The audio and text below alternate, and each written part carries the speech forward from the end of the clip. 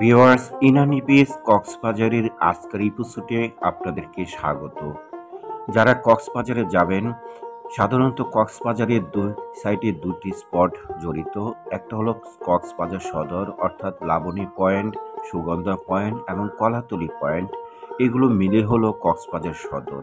দ্বিতীয়ত হচ্ছে মেরিন ড্রাইভের উপরে আরও বেশ কয়েকটি স্পট রয়েছে, যেমন পাতুয়া টেক পয়েন্ট বিচ, যেমন আছে ইনানি বিচ, কাঁকড়া চর সহ আরও অনেক রকমের বিচ আছে এখানে। ভিউয়ার্স, যতগুলো বিচ সমুদ্র সৈকতে অবস্থিত অর্থাৎ কক্সবাজারে অবস্থিত, সবচেয়ে বড় এবং সুন্দর এবং আকর্ষণীয় বিচ হলো ইনানি বিচ। ভিউয়ার্স, সাধারণত ভ্রমণের দ্বিতীয় দিনে ইনানি বিচ অনেকে ভ্রমণ করে থাকে। কক্সবাজার থেকে ব্যাটারি চালিত রিক্সা ভাড়া করে নিলে সাধারণত 1500 থেকে 1600 টাকা নিয়ে থাকে পাতুয়া টেক। পাতুয়া টেকটা হলো, যারা কক্সবাজারে গিয়েছেন, কক্সবাজারের মতোই পাতুয়া টেকে অনেক সুন্দর সুন্দর পাথর রয়েছে এবং সেখানে টোটালি কক্সবাজারের আবহাওয়া জড়িত। ভিউয়ার্স, পাতুয়া টেক থেকে উল্টা দিকে অর্থাৎ কক্সবাজারের দিকে আসতেই সেখানে পাবেন ইনানি বিচ। ইনানি বিচটা অন্যান্য সমুদ্র সৈকত থেকে অনেকটা আকর্ষণীয়। এই জায়গাটাও অনেকটা ভিড় লেগেই থাকে।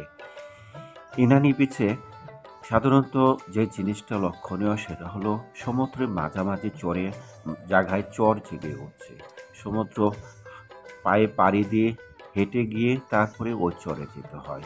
এই জায়গাটা অত্যন্ত আকর্ষণীয় এবং এখানে অনেক ধরনের নৌকো পাওয়া যায়, যেটা কক্সবাজারের বিভিন্ন পয়েন্টে কিন্তু এই নৌকোগুলো পাওয়া যায় না, যা সমুদ্র সৈকতের একটা বড় বৈশিষ্ট্য। অনেকেই নৌকায় চড়ে ঘন্টা বেসিসেও চলাচল করে। ভিউয়ার্স, সাধারণত চারদিকে বালুচর এবং এই বালুচরের মধ্যখান দিয়ে আবার রাস্তা দিয়ে হেঁটে গেলে আবার সমুদ্রে ঢোকা যায়। বিভিন্ন জায়গা থেকে সাধারণত লোকজন, বিশেষ করে কক্সবাজারে যারা আসেন, কক্সবাজার থেকে ডাইরেক্ট না এসে একদিন পরে সাধারণত ইনানি বিচে চলে আসে। ইনানি বিচ বিশেষ করে গ্রীষ্মকালে অনেক সুন্দর লাগে এবং এই যে নৌকোগুলো দেখতে পাচ্ছেন, এরকম নৌকোগুলো কিন্তু ইনানি বিচে অবস্থিত। ভিউয়ার্স, ইনানি বিচে বিভিন্ন ধরনের ঘোড়া পাওয়া যায়, রাইড পাওয়া যায়। এই যে নৌকো, এই নৌকো দিয়ে কিন্তু সমুদ্রের মাঝামাঝি জায়গায় অর্থাৎ অনেকটুকু যাওয়া যায় ঘন্টা বেসিসে। অনেকে এই সমুদ্র ভ্রমণে এই নৌকো দিয়ে পাড়ি দিয়ে থাকে। ভিউয়ার্স, ইনানি বিচের বিভিন্ন সাইডে বিভিন্ন ধরনের স্পট রয়েছে। এটা হলো একটা সাইড। এখানে দূর থেকে লক্ষণীয় যে দেখা যাচ্ছে যে দূরে কোথাও চর জাগ্রত আছে। এই যে একটা চর, এই সমুদ্র এই পারে, তারপরে মাঝে একটা চর জেগে আছে। সাধারণত এই জায়গাটাই অনেকটা আকর্ষণীয়। এখানে অনেকে ঘন্টার পর ঘন্টা কেটে দেয়, কারণ এই জায়গাটার আবহাওয়া এবং বাতাস অনেকটা শীতল এবং এই জায়গাটা দেখতে খুবই আকর্ষণীয়, কারণ চারদিকে সমুদ্র, মাঝে উঁচু একটা জায়গায়। এই জায়গাটায় সাধারণত জোয়ারের সময় তলে না গেলেও অনেকটা কাছাকাছি অবস্থা চলে আসে। ভিউয়ার্স, ইনানি বিচে যারা ভ্রমণ করবেন তারা এই জায়গাগুলো সুন্দরভাবে দেখে নেবেন। এখানে কিন্তু অনেক সুন্দর সুন্দর ঘোড়া পাওয়া যায় এবং ছোট ছোট গাড়িও পাওয়া যায়, যারা ঘন্টা বেসিসে এখানে সাধারণত রাইড দিয়ে থাকে।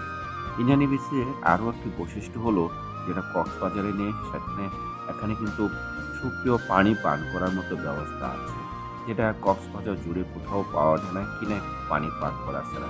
যারা পাতুয়া টেক, ইনানি বিচ এবং কাঁকড়াচর হয়ে ঝাউবন হয়ে কক্সবাজারে ঘুরে যাবেন, তো মাঝামাঝি একটা জায়গা আছে, সেটা লাঞ্চ করার জন্য অর্থাৎ দুপুরে খাওয়ার জন্য একটা সুন্দর জায়গা হলো কাঁকড়াচরে। কাঁকড়াচরে কিন্তু একটা হোটেল আছে, যে হোটেল থেকে আপনি আপনার পছন্দ মতো যত ধরনের ভর্তা ভাজি থেকে শুরু করে জীবন্ত ফিশ পর্যন্ত সেখানে খাওয়া যায়। ভিউয়ার্স, ইনানি বিচেও ছোট ছোট হোটেল আছে, আপনার পছন্দ মতো করে সেখানে খেতে পারেন, দেখে শুনে বুঝে। ভিউয়ার্স, ইনানি বিচ আসলে একটি আকর্ষণীয় জায়গা।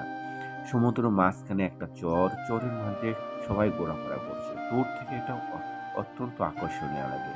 ভিউয়ার্স, ভিডিওটা যদি ভালো লাগে তাহলে লাইক দিবেন এবং শেয়ার করবেন, কারণ আপনার দেওয়া একটা লাইক, একটা শেয়ার আমাকে ভিডিও তৈরি করতে উৎসাহিত করবে। আমরা যখন সমুদ্র সৈকতে গিয়েছিলাম তখন একটু ভাটার সময়, কাজেই ভাটার সময় সমুদ্র অনেকটা নিচে চলে যায়, তখন সেখানে হাঁটতে আরও বেশি ভালো লাগে। আর এই সময় জোয়ার যখন আসতে শুরু করে তখন সমুদ্রের ঢেউ আপনাকে আকর্ষণ করবে। ভিউয়ার্স, আজকে এই পর্যন্ত। ভিডিওটা ভালো লাগলে অবশ্যই শেয়ার করার জন্য অনুরোধ রইল এবং সম্পূর্ণ ভিডিওটা দেখার জন্য অনুরোধ রইল। ভালো থাকবেন, সুস্থ থাকবেন। আবারও দেখা হবে কোনো একটা